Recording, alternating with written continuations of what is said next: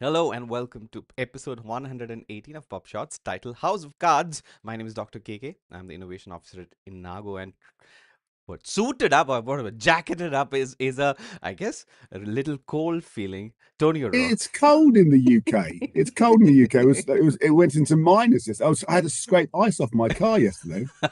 Well, Yeah. Hello. yeah, go ahead, So hello introduce. everyone. I'm Tony O'Rourke. Welcome to PubShorts. For those of you who are regular watchers of this podcast, this is a place where KK and I discuss stories relating to the world of academic publishing and academic research, whether it's technology funding, whatever it is. If it's been in the news, then we'd like to talk about it. Mhm. And we'd like to give each episode a music themed title or a title with a particular theme around a song. Mhm. And this week's episode is called House of Cards. Now, arguably, could be one of two people. This particular episode is named after the Radiohead song House of Cards. It could also be named after the Richard Thompson song because it has the same sense of Mhm. quiet brooding that fits this week's stories, which is around fraud, ghostwriting, paper mills, research systems that fall apart Mhm. once you really start to look at the evidence.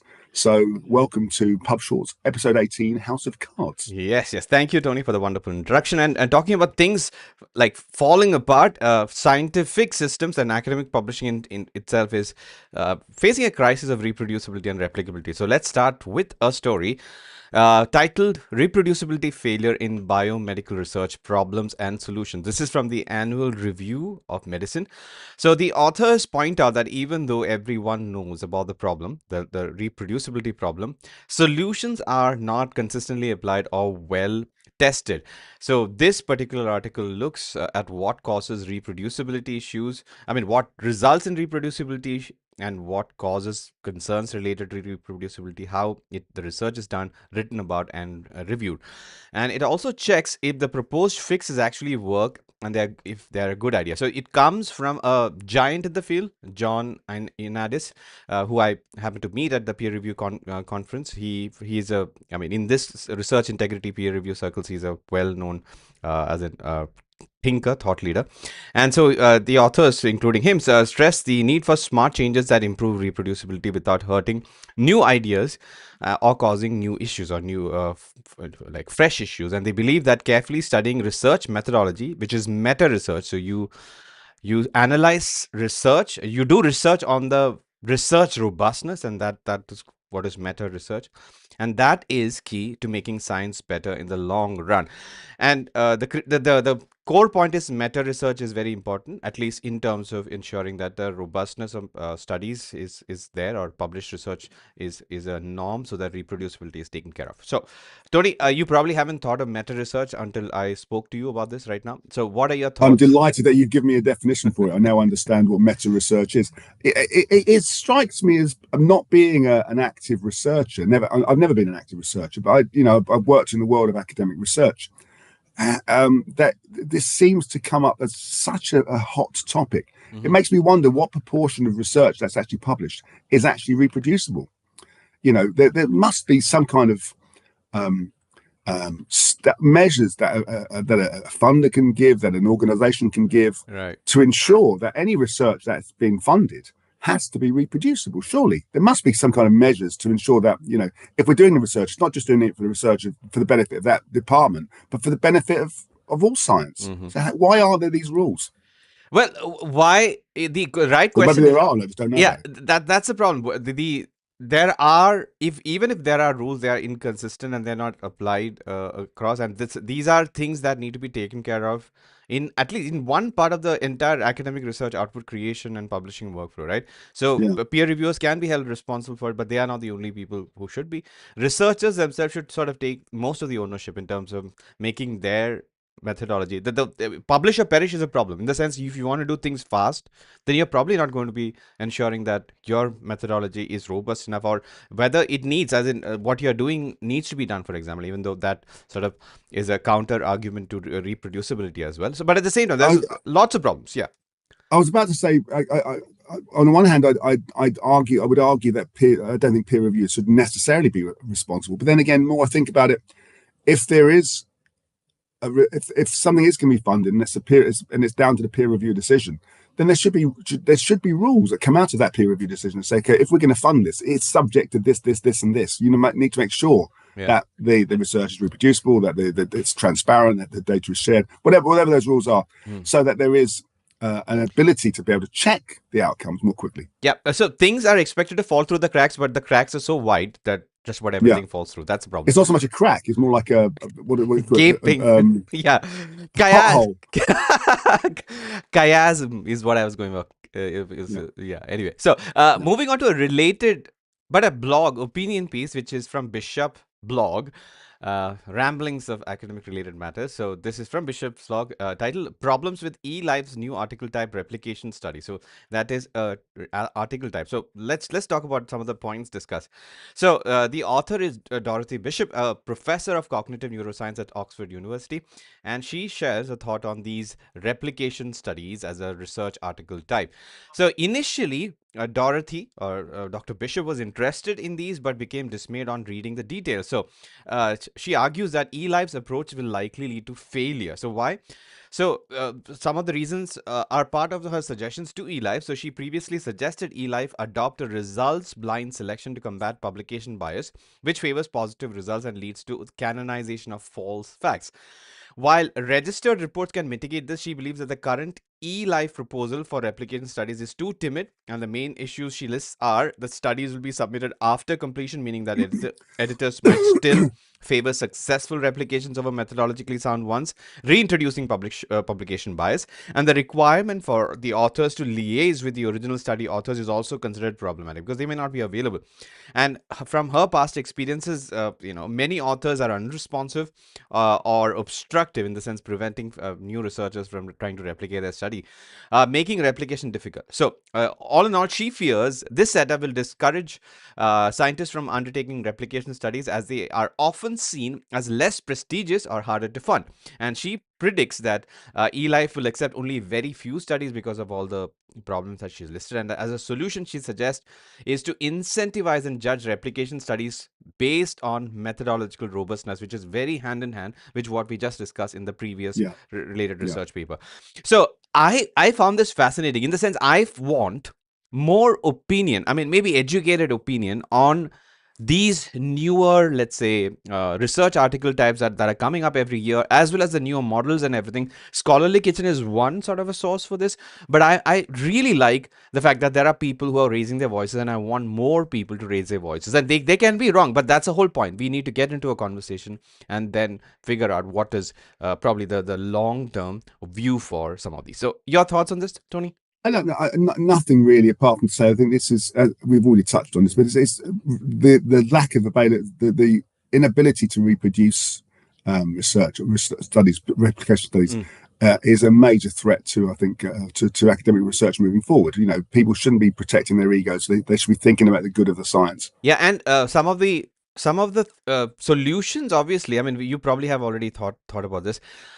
Artificial intelligence based statistical analysis, and I mean the robustness of statistical analysis or methodological robustness, these can help human beings to eventually judge these things better, even for peer review or for screening or for preprint screening, whatever it might be.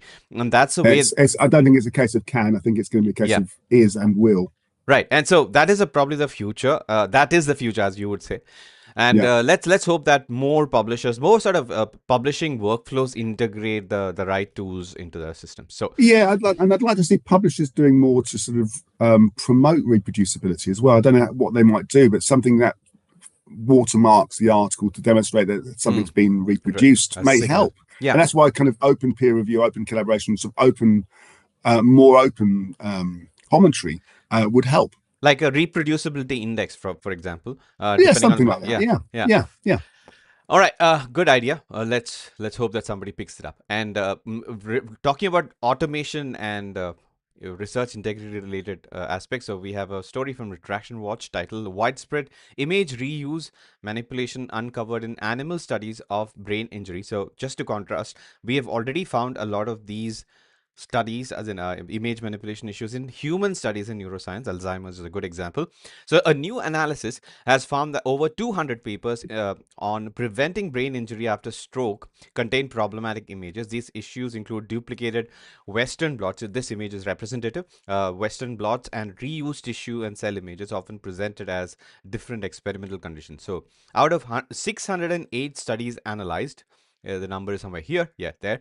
40% had problematic images so far. 19 papers have been retracted and 55 have been corrected. Almost Wow. 90% of the problematic papers had a corresponding author from China. Interesting. With many Mm. published in major journals, and obviously there are many scientific sleuths, research integrity sleuths mentioned. So they have their opinions. So some the authors of the article use image twin to efficiently identify image duplication across studies. But which, if you remember, Tony, recently image twin upgraded their Western blot detection technology to make it twice Yeah. as robust. Yeah. And they found issues not only in stroke research but also in other studies, as we just talked about epilepsy, Alzheimer's, lung cancer. And these scientific sleuths suggest paper mills might be contributing to this. And the findings have already been, if the findings have already led to an institutional review of a stroke researcher's work, and the analysis was conservative in the sense that they decided to take a conservative role in terms of suggesting that 40% figure might be at the best case scenario. It could be even worse. So if they detected approximately 40% of issues, it could be much worse than this.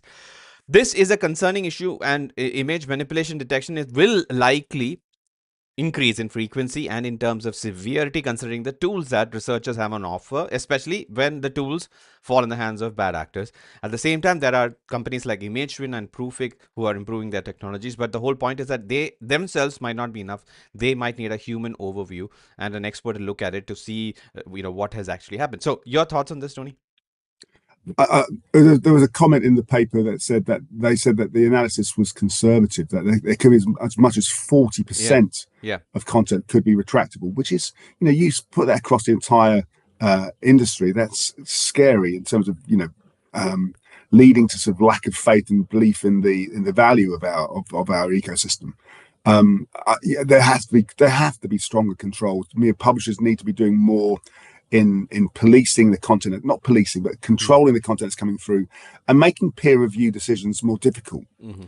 at least making the ability to get published more difficult, if they by increasing greater rigor Mm-hmm. in that process. Whether it's AI tools like ours or others, Mm-hmm. those tools need to be used Right. in more. Right. And in a related, not quite the same theme, but research integrity, this is a very interesting article. I'm waiting for you to share your thoughts. Wait, hold on. Yeah. So this is This is a research integrity related when I've jumped to my notes for the next article. So this is titled "Cleaning the Scientific House: Rebuilding Trust in Science Requires Confronting the Harms of Ghost Writing." So the Yeah, problem of ghostwriting in a particular geography, I think if I'm not mistaken, this is from, wait, no, I think I'm conflating two stories. So it discusses the problem of ghostwriting in scientific research and its yeah, impact on public trust. The example is of a paper on glyphosate safety, which was ghostwritten by Monsanto employees but cited as independent research. And the ghost written paper influenced regulatory conclusions and public perception despite later revelations about its origin and obviously conflicts of interest. And this also highlights the historical examples, the article that is, also highlights the historical examples of ghostwriting in pharmaceutical research, such as those concerning hormone replacement therapy and gabapentin. So, ghostwriting, if suppose somebody is wondering, is defined as a form of scientific fraud where a paper is falsely attributed to authors other than its actual creators. As in, the papers who wrote it are not are presented as the authors, and it manipulates the scientific literature. And corporate interest can influence research outcomes. So, conflict of interest laden. You can think of it like that. And when it comes to health-related research, especially funded by pharmaceutical companies, or let's say like companies like Monsanto, obviously we have other public health consequences as well. So many academics dismiss ghostwriting as a minor infraction, but the author here argues that it is a serious ethical breach that erodes trust in science. And I'm with the author in this. And the author suggests that rebuilding public trust requires addressing ghostwriting through clear policies and strong sanctions for violation. So I completely agree with this. I want your thoughts on whether you agree with it and what other thoughts you might have, Tony. I'm not sure I completely agree. I mean, or who actually puts the words down on paper doesn't necessarily mean they're the final author. If somebody's taking notes for somebody in a meeting or taking notes from a lecture, doesn't mean to say those notes are written by that student. They're just representing what the teacher said. I think there is a role for ghostwriting. I think but the issue isn't around who puts the words on the piece of Hmm. paper, or who types the words onto the screen. It's who's controlling, who's managing that information to ensure that what's being said is accurate and reflects the research that's being done. Exactly. You know, It's about the um, authorship. That is the thing. And so if suppose I write Okay, something, then the only thing that needs to happen is mm, to say that there's the use of a third party scribe to write up the write up the result. It's just a question of extending the author list, maybe to make some kind of reference to a third party scribe that was involved in the final creation of the article. But yeah, ultimately, it's the nominated, the named authors on the paper who are responsible for what's actually being said. And yeah. as long as they take their responsibility, they can respond to it, and they've approved the paper, Hmm. and that it accurately reflects what was being done. Then I really see no harm. And some of these ghostwriters aren't just people who are just winged in and Yeah. given a file to go write a paper. They're actually there so often in the research activity itself. So they may not be doing the research, but they're witnessing the research. They're able to sort of contribute in some way to research. So I think it's although I understand this of the thoughts behind this paper, I do disagree. I do believe there is a role for ghostwriting. No, Why do you think there isn't? no, that's not what I'm saying. So I probably should paraphrase myself. Ghostwriting in itself is obviously acceptable for people who need assistance in writing, and that's why we provide services. So ghostwriting, there are two aspects to it: the right attribution, which is what you mentioned, as well as the authorship. In the sense, if suppose Tony, you had written something for me, and I've struggled with writing, then it is obviously attributed to me, but I have to still own it. So Tony can send in whatever, but it's my responsibility to make sure that what Well, no, I Tony. If I'm the ghostwriter, I'm not the person that's sending it in. It's the named author is the person that's sending it in. no If sending it you're in. getting it from that third person, that I third mean to party, me. and the I mean author's to not me. signing it off, then there's a problem. I mean to me. So you are sending your draft to me, and I'm submitting it to a journal, right? And I Yeah, I should own every word, every phrase. exactly. So Yeah. that's one angle. The other thing is obviously a non-disclosed conflicts of interest. So if a combination of these three things, actually the two things, the lack of proper authorship as per the criteria ICMJE, for example, and the lack of disclosure of conflict of interest. If you put that together, then there's a higher chance of research integrity issues surfacing in these. That's what Mm, I think the paper is mm, arguing for. The article okay. is arguing. Yeah, All right. right. Well, I think we have to agree to disagree on this. Yeah. Right, right. Okay, so in a related story, which was very interesting, and this is what I wanted your opinion. So this is from Retraction Watch. It came as a shock when I read this. Web of Science involved in a dubious awards ceremony in Iraq. So apparently, in this ceremony, which Clarivate claimed that it had the knowledge about, but it had not approved, a researcher who had 21 retractions was felicitated, and it is related to lots of research integrity related flags, and this is by the Iraqi Ministry for Higher Education and Scientific Research for the award ceremony. And when contacted, Clarivate denied knowing what was happening, and were sort of involved in preliminary conversations about this. So this was a shock for me, considering how much Web of Science is involved in many of the indices that or many of the, let's say, bibliometrics related things that we talk about in terms of research integrity. So any thoughts on this without me going into the details of the story? Um, Listen, an organisation like Clarivate would not put their name behind anything without seriously considering why it should be doing so. So I think there's a lot more to this story than Mm. perhaps we've said. Right, and probably it's covered. Lots of angles are covered here, but it still should be sort of. Everybody should know that such things are happening. Yeah, who knows if this in itself is a stage ceremony without much involvement, direct involvement at all. So we never know. Yeah, Um, we don't know. I yeah, think it's speculation, I'm afraid. yeah, right, right. All right, moving on to the next story, research integrity theme, career Q&A article from Nature, shadow scholars inside Kenya's multi-billion dollar fake essay industry. So this is what I was confusing the previous ghostwriting paper. So I got to know through the when I read this, I had more access. I think they have removed the access right now. It was a there's a sprawling sort of thriving fake essay industry. And it is covered in a new documentary called The Shadow Scholars. And it looks at contract cheating. Students in rich countries outsource work to ghostwriters in Nairobi. And about 40,000 educated Kenyans write essays, dissertations, and theses for these students. And they often write many essays daily. So this Kenya apparently is a big hub, major hub in this ghostwriting, and obviously there are societal problems. The people struggle to make a living, and if are fluent in English, they take up jobs. But still, we eventually go back to the ghostwriting, especially from a student learning point of view. That aspect as well, and there are perspectives being shared from the Kenyan authors. They want to, I mean, they're not experts in the sense, just like how you said, they are just not just people who just write. They are actually scientifically sort of have a background to write essays, but at the same time, they are not getting the attribution. And obviously, students are not supposed to use ghostwriters.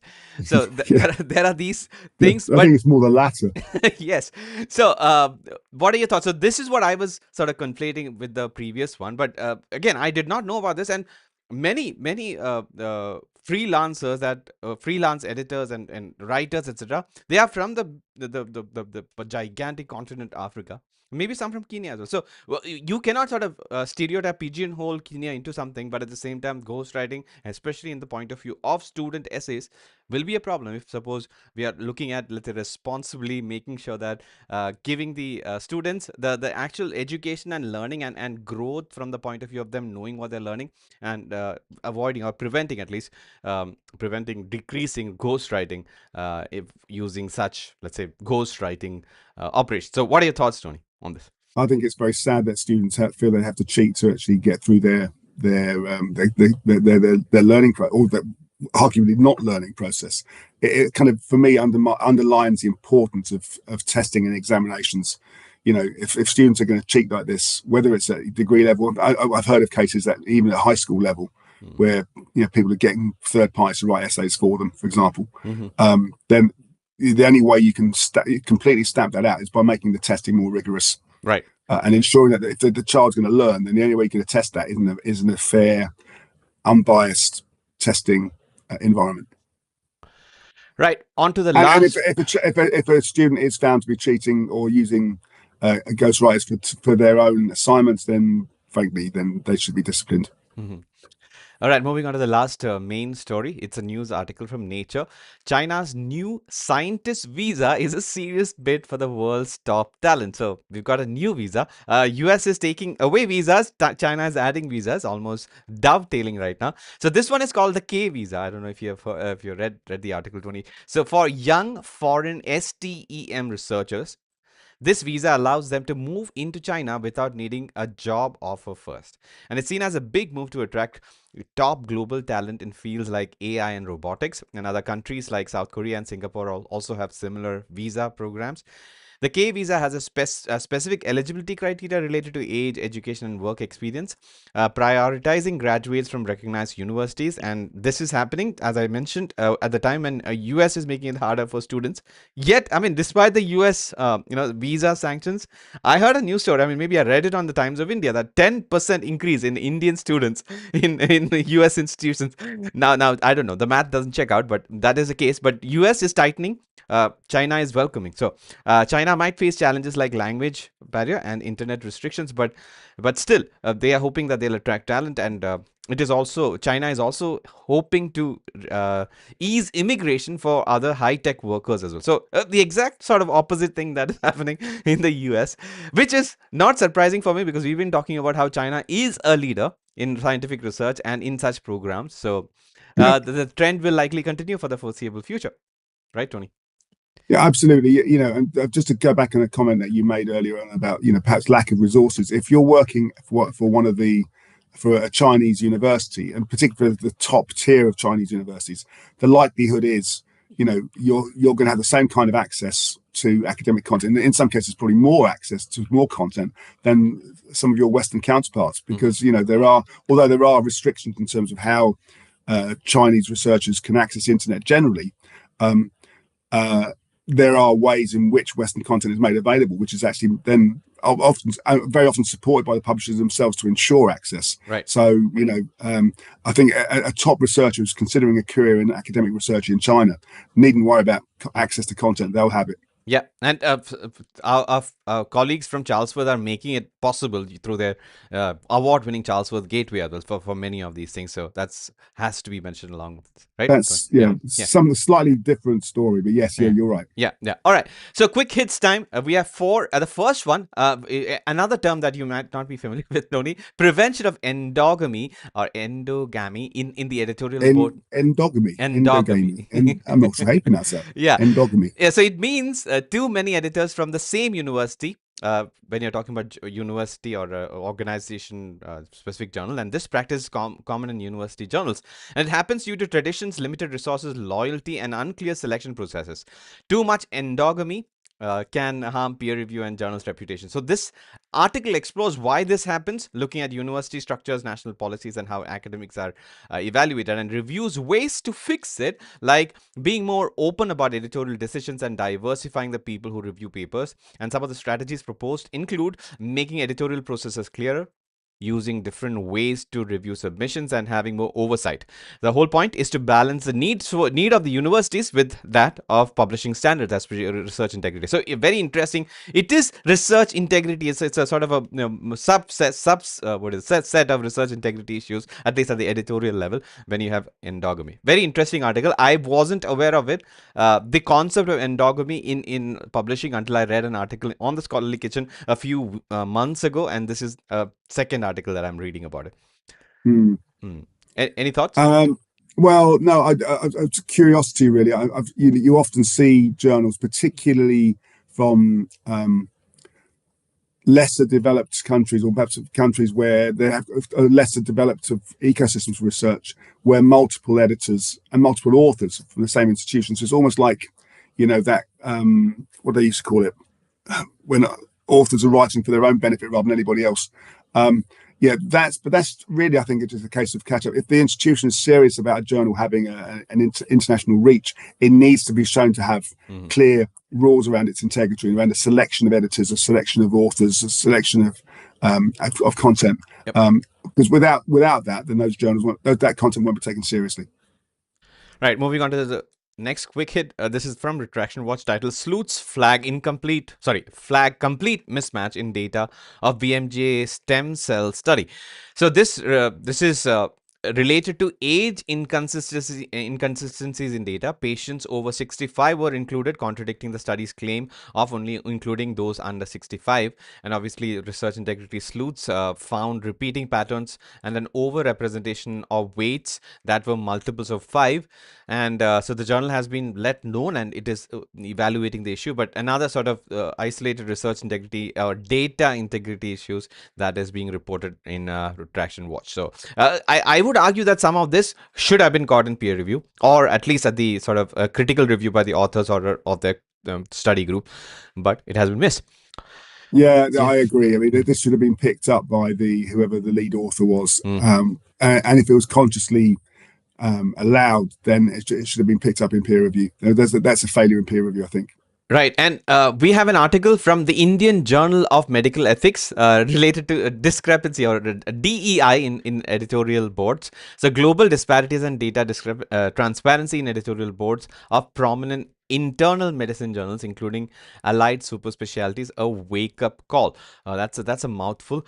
So the study looked at the editorial boards of the top 50 internal medicine journals, and they checked whether the board members were from where they are from using World Bank income criteria. The results showed a big imbalance. Only 0.21% of the board members were from low income countries.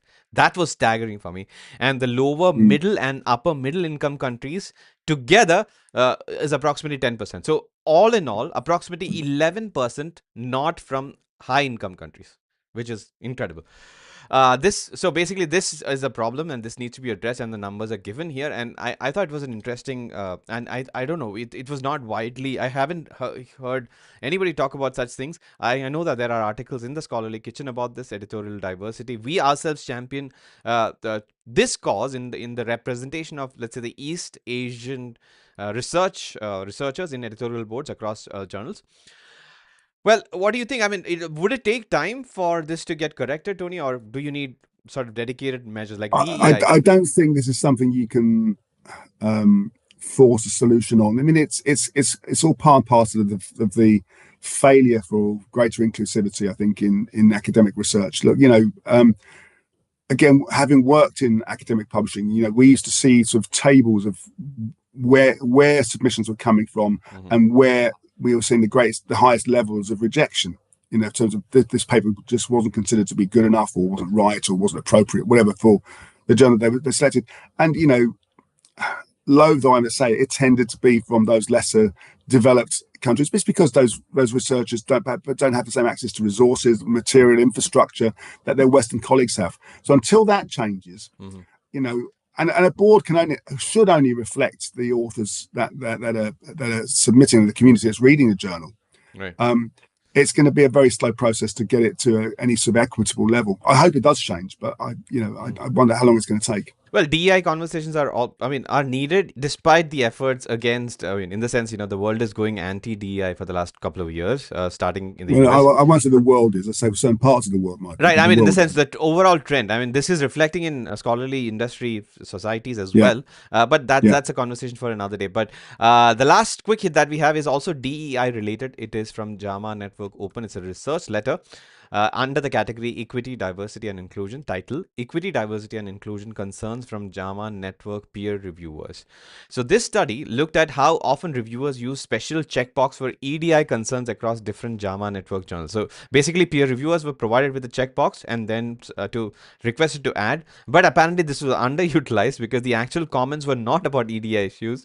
So that's all. I just want to say that there was an initiative to collect EDI issues in research papers being peer reviewed, and yet the information was not related to either not used properly, or when used not used properly, or not used at all. So the society as a whole needs change in terms of being more, I guess, conscious and aware of EDI concerns, and accordingly use the infrastructure which is slowly changing to put it to use, so that such disparities would be corrected, maybe over the next couple of decades or something. Interesting. Anyway, I have no further thoughts. We just covered two aspects of EDI. Do you have any thoughts before? No, this is something which isn't going to change overnight. I hope it does change, but there's a lot that's got to be done before we have there's any equity really within this space. Right. All right. That brings us to the end of the episode 118, House of Cards. I don't know, the research ecosystem is probably a little more robust and stable than a House of Cards, but at the same time, lots of different types of concerns, mostly are related to research integrity, we highlighted. So if Tony, if somebody is interested in knowing more such concerns we may have covered over the last merely 117 episodes of PubShorts Content, where can they find it? I can't believe there's a topic we haven't covered at some point. We'll have to publish an index of articles that we produced. Yes, so you can find all 117 previous episodes over on our YouTube playlist. Just go to YouTube and search for Inago PubShorts, and you'll find all 117 previous episodes there. Give us a couple of days because there's a lot of content. And press, do the usual thing. Please press the like button, share the content with your colleagues, and send us suggestions for future topics. That's great. And talking about the future that is, you seem to have a concert coming up, right? And how are you excited? Well, our concert's probably too big a term. No, I'm my English folk orchestra. I'm a member of an English folk orchestra, and we have a performance tomorrow evening in a local hall. So I'm looking forward to entertaining. I think it's a historical society that we're entertaining. Remember their Christmas dinner. Well, looking forward to knowing how the gig went and what I have interesting. to dress up.